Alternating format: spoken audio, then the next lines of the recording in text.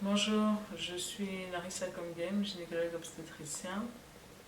Je vais vous parler aujourd'hui rapidement d'une maladie qu'on appelle la prééclampsie.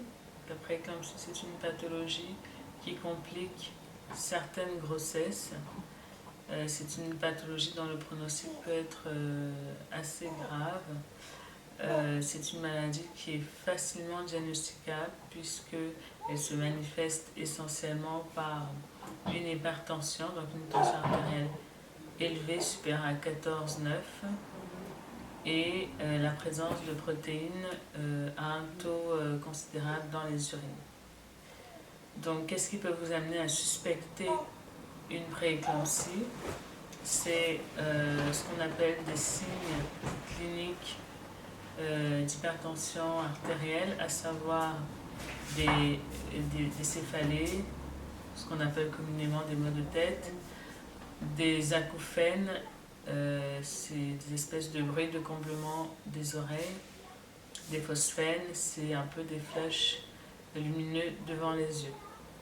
À côté de ça, il y a aussi d'autres signes comme une prise de poids très importante, une impression de gonflement avec des œdèmes du visage ou des membres inférieurs, ou une augmentation rapide du périmètre abdominal. Alors pourquoi dépister, en tout cas diagnostiquer rapidement une prééclampsie?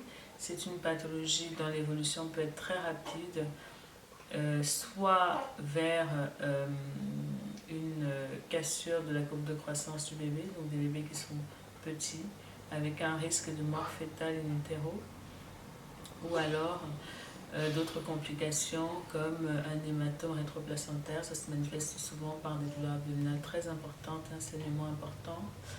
Évidemment, cette complication évolue très rapidement vers la mort fœtale in utero. On peut aussi avoir une évolution qui est plus rare, mais qui peut exister vers une éclampsie. En fait, l'éclampsie, c'est la survenue de crises commerciales pendant la grossesse. Et en général, l'éclampsie fait suite à une prééclampsie, soit méconnue, soit non maîtrisée. Le seul traitement de la prééclampsie, c'est la fin de la grossesse.